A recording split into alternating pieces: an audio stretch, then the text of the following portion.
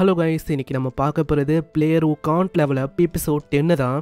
இதுக்கப்புறம் தான் எபிசோடு நம்ம சோலோ லெவலிங்கில் பார்த்த மாதிரி லைட்டாக சிமிலராக இருக்கும். ஸோ எபிசோடு உண்மையிலேயே தரமாக போகும்னு சொல்லலாம். ஸோ மறக்காம ஒரே ஒரு லைக் அப்படி போட்டுருங்க. அதே டைமில் நம்ம சேனலுக்கு நீங்கள் சப்ஸ்கிரைப் பண்ணலையா, சப்ஸ்கிரைப் பண்ணி பெல் ஐக்கனை அழுத்தி வச்சுக்கோங்க. சரி வாங்க நம்ம டைம் மிஸ் பண்ணாமல் எப்பிக்குள்ளே போகலாம். எப்பிக்கோட ஸ்டார்டிங்லேயே அங்கே தங்கச்சிக்கா ரொம்ப கடுப்பாக இருக்கு. ஒரு மாசமா நம்ம கிம்ம காணோம். அம்மோன்னு அம்மாவையும் தங்கச்சியும் விட்டு போயிட்டால. ஒரு மாசத்துக்கு அப்புறமா இப்பதான் ஆளு மெசேஜே பண்றான். அதுவும் ஒரே ஒரு சிங்கிள் வேர்டு, வீட்டுக்கு வா. இவனை நான் என்ன பண்றது?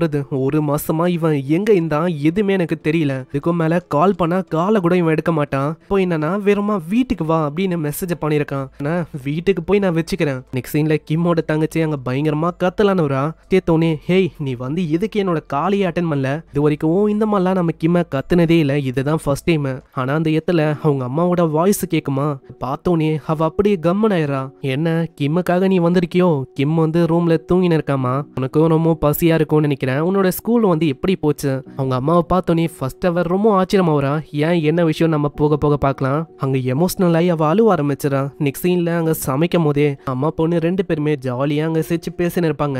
சமையலுக்கான ஸ்மெல்லும் வரும் ரொம்ப நாளுக்கு அப்புறமா. அவங்க அம்மாவை ஃபர்ஸ்ட் டைம் இப்படி நம்மளால பாக்குறானா அவனுக்கு ரொம்ப சந்தோஷமா இருக்கு. இந்த மாதிரி விஷயத்த தான் அங்க பார்க்கணும் அப்படின்னு நம்ம கிம் வந்து ஆசைப்பட்டான்.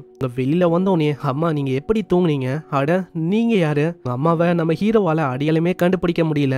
ஏன்னா அவங்க அம்மா அவ்வளோ யங் ஆயிட்டாங்க.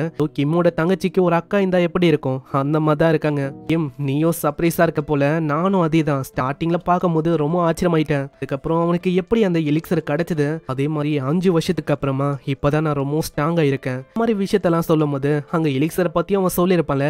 நல்ல தங்கச்சி வந்து கேட்கிறா, ஹே கிம் உன்னால எனக்கும் அந்த எலிக்சரை கொடுக்க முடியுமா? உடனே அம்மா வர கேக்குறாங்க, மகனே நீ வந்து ரொம்ப கஷ்டப்பட்டிருக்கன்னு நினைக்கிறேன், எனக்காக இதுக்காக ரொம்ப மன்னிச்சிரு. அட அம்மா அதெல்லாம் நீங்க மென்ஷன் பண்ணோம் அப்படின்லாம் ஒன்றும் இல்லை. இது ஒன்றும் அந்த அளவுக்கு எனக்கு ஹார்டா இல்லை. அப்படியா? அப்போ எனக்காக இன்னொரு எலிக்சரை கொண்டு வர முடியுமா? ஏன்னா எங்க இருக்கணும்னு ரொம்ப ஆசையா இருக்கு.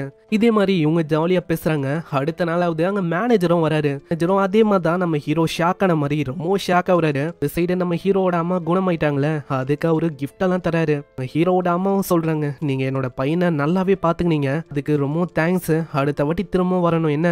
நெக்ஸ்ட் சீன்ல அவங்க ரெண்டு பேருமே ரெஸ்டாரண்ட்டுக்கு போறாங்க. அங்க ட்ரிங்க் அவர் ஆஃபர் பண்ணும் போதே அவர் எலிக்சரை பத்தி தான் கேட்கிறாரு. கிம் எப்படி நீ எலிக்சரை அடைஞ்ச, அதை பத்தி சொல்ல முடியுமா? அது இருக்கட்டும், நான் வந்து உங்ககிட்ட இன்னொரு விஷயத்த கேட்கணும். எங்க அம்மானா உங்களுக்கு அவ்வளோ பிடிக்கும், அதாவது நீங்க எங்க அம்மாவை விரும்புறீங்க அதானே? இதை கேட்டோன்னே நம்ம மேனேஜருக்கு ஒரு மாதிரி இது. அவர் அப்படியே நம்ம ஹீரோட மூஞ்சில துப்பிறாரு. அட என்ன ஆச்சு, உங்களோட முகம்லாம் ரெட்டா இருக்கு. அப்போ நான் யோசிச்ச மாதிரியே எல்லா விஷயமும் கரெக்டு தானோ?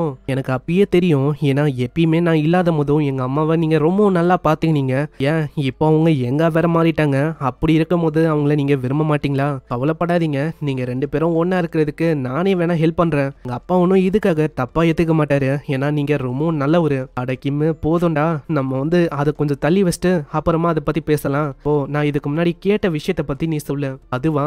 அது ஒரு பெரிய காம்ப்ளிகேட்டடான ஒரு ஸ்டோரி. அந்த இடத்துல எல்லாத்தையுமே அவன் சொல்ல, அயன்ஷீல்டு என்னென்ன பண்ணா, இவன் எவ்வளவு கொடுமையை அனுபவிச்சான் எல்லாம் சொல்லும் போது அவருக்கு அங்க பயங்கர கடுப்பாவுது. என்னது என்னோட நிலைமையை அவன் மோசமாக்கிட்டானா? யாரு எங்க இருக்கான் அப்படின்னு சொல்லு. அவனை அப்படியே நான் கொண்டுறேன், அவனோட நிலைமையை மோசமாயிடும். அட நான் சொன்ன ஒரே ஒரு விஷயத்துக்காக நீங்க எவ்வளவு தூரம் பண்றீங்கன்னு நினைச்சா ரொம்ப சந்தோஷமா இருக்கு. ஆனா நீங்க கவலைப்பட வேணாம், அந்த விஷயத்த நானே பாத்துக்கிறேன். ரிவெஞ்ச கொடுக்கறது என்னோட வேலை, நான் தான் அதை பண்ணுவேன். சரி ஏதோ ஒன்று சாப்பிட்றான். ஆல்ரெடி மீட்டு வந்து அப்படியே காஞ்சி போயின்னு இருக்கு. சரி நான் சாப்பிட்றேன். அந்த 30th ஃப்ளோரோட கார்டியனுக்கு என்னாச்சு அதை பத்தி அவன் கேட்குறான். அதுவா நீ கவலைப்படாத, கிட்டத்தட்ட 37 மெம்பர்ஸ், அதுவும் சி ரேங்க், அவங்க வந்து இப்போ போயிருக்காங்க. 70% வேலையை அவங்களே பார்த்துப்பாங்க. அதனால எல்லாமே நல்லா தான் போகும். ஸோ அதை பத்தி நம்ம கவலைப்பட வேணாம். நம்ம மேனேஜர் ஒரு கார்டியனை பத்தி பேசினாருல, கிட்டத்தட்ட 37 பேர் கூட அங்கே போனாங்களே. எத்தான் காட்டுறாங்க, அந்த இடமே ரொம்ப கொடூரமா இருக்கு. இதுல ஒரே ஒரு பர்சன் ஓடி தான் ரொம்ப பயந்து பயந்து ஓடி வந்துன்னு இருக்கான். சீக்கிரமா இந்த விஷயத்த அசோசியேஷன் கிட்ட இன்ஃபார்ம் பண்ணியாகணும். ஏன்னா சி ரேங்கர்ஸ் எல்லாருமே இறந்து போயிட்டாங்க, நான் ஒண்டி தான் உயிரோட இருக்கேன். என்னோட நிலைமையும் மோசமா இருக்கு. ஏன் என்னோட கை கூட இங்க இல்ல. சீக்கிரமா தப்பிச்சாகணும். அதுக்குள்ள அந்த கார்டியன் அது படுவேகமா அவனை கொள்ளுது. இது என்ன விஷயம்? இதையும் நம்ம ஹீரோ தான் சமாளிக்கிற மாதிரி இருக்கும் போல. இது எல்லாமே போக போக தெரியும். ஒரு சைடு நம்ம ஹீரோ அவனோட வீட்டுக்கு வரான். மேனேஜரோட அந்த அசிஸ்டன்ட் அவன் வந்து இப்போ நம்ம ஹீரோ கூட தான் இருக்கான். மேனேஜர் வந்து சொல்லியிருப்பாரு, என்னன்னா இப்பதான் உங்க அம்மா வர எலிக்சரை எடுத்திருப்பாங்க, உங்களோட உடம்பு எந்த நிலையில இருக்கு அதை வந்து செக் பண்ணணும்னு சொல்லி ஒரு கண்ணை அவர் வைக்க சொல்லியிருக்காரு. அதனால ஹீரோ கூடிய அவர் இருக்காரு. ஏதாச்சும் பிரச்சனைனா ஹீரோ வந்து பார்த்துப்பாரு. அதே மாதிரி இவனுக்கு எலிக்சர் ஒண்டி தான் அந்த இடத்துல கிடைச்சுதான்னு கேட்டா கிடையாது. இடத்துல ஒரு கிறிஸ்டல் கோல்டன் கலர்ல இருந்திருக்கும், அதுவும் இவனுக்கு கிடைச்சிருக்கும்.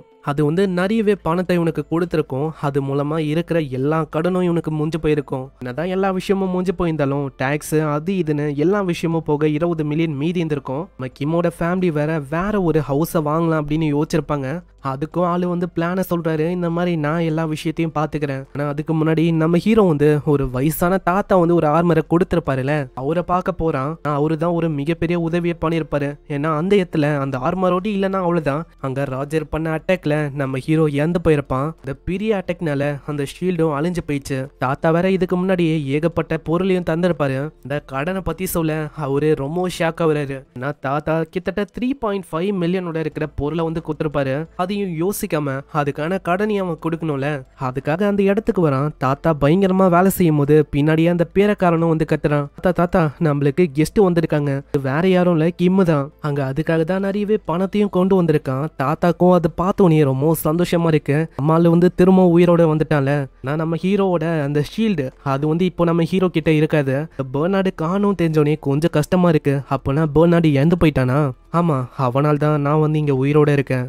சரி, இதுக்காக நம்ம சோகமாக கூடாது. ஏன்னா உண்மையை சொன்னா அதுக்காக தான் உன்னை உருவாக்குனதே. அதனால இதை பத்தி நம்ம கவலைப்படக்கூடாது. நெக்ஸ்ட் சீன்ல எக்ஸாமினேஷனுக்கு அவங்க 2 பேருமே போறாங்க. தங்கச்சிக்காரையும் கேட்கறான், ஆமா நீங்க எங்க போறீங்க? எக்ஸாமினேஷனுக்கு தான். வேற எங்க?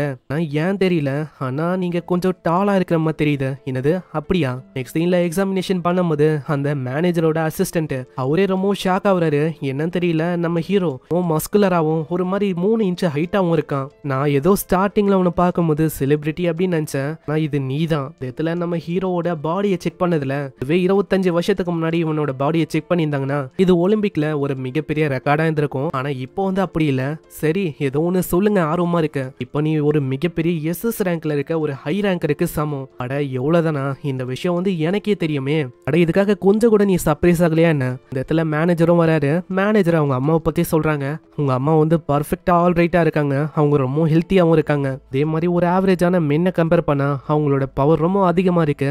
ஈவன் உங்க அம்மாவால ஐட்டம்ஸையும் பயன்படுத்த முடியுது. இதை கேட்டு அவன் ரொம்ப சந்தோஷப்படுறான். இந்த இடத்துல இன்னொரு விஷயத்தையும் சொல்றாரு. நீ வந்து ஃப்ரீயா இருக்கியா? நம்ம ஹண்டிங்க்கு போகலாம். அங்க எல்லாம் அந்த சோடு வந்து இப்பதான் அந்த ஹோலி பவரை அப்சர்வ் பண்ணிருக்கோம். அதனால அது இப்போதைக்கு வேணான்னு சொல்ல நம்ம ஹீரோவும் ஏதோ பிரேக் எடுக்கணும் அப்படின்னு சொல்றான். சரி, அப்ப நான் ஃப்ரீ ஆயிட்டேனா நம்ம நெக்ஸ்ட் வீக், அதாவது வீக்கெண்ட்ல நம்ம போகலாம். ஆல்ரெடி C ரேங்க் கூட இருக்கிற ஒரு கேங்கை நான் அனுப்பின ஞாபகம் இருக்கா? அவங்கள நான் கான்டாக்ட் பண்ண ட்ரை பண்ணேன். ஆனா அவளைக்கும் கான்டாக்ட் ஆகுற மாதிரி எனக்கு தெரியல.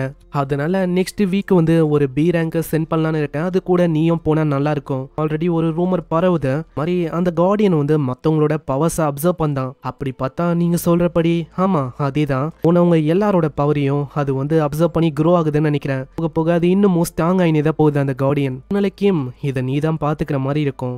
கார்டியன் இருக்குல்ல, அதை நம்ம இதுக்கு முன்னாடியே பார்த்தோம். அதே கார்டியன் தான் இது கூட நம்ம ஹீரோ வந்து சண்டை போட போறான். பார்க்கலாம் இதுக்கப்புறம் என்ன ஆக போகுதுன்னு. ஹீரோவோட உடம்புல இப்பதான் சேஞ்சஸே ஆரம்பிக்குது, இப்பதான் கதையே ஆரம்பிக்குது. சோ இதுக்கப்புறம் உண்மையிலேயே தரமா இருக்க போகுது. சோ மறக்காம எல்லாருமே ஒரே ஒரு லைக் போட்டுருங்க. இதே மாதிரி இது வரைக்கும் நம்ம சேனலுக்கு நீங்க சப்ஸ்கிரைப் பண்ணலையா? ஒன்றும் பிரச்சனை இல்ல, சப்ஸ்கிரைப் பண்ணிக்கோங்க. நான் உங்களை நெக்ஸ்ட் எபிசோட்ல சந்திக்கிறேன். தேங்க்யூ ஃபார் வாட்சிங். சைனரா.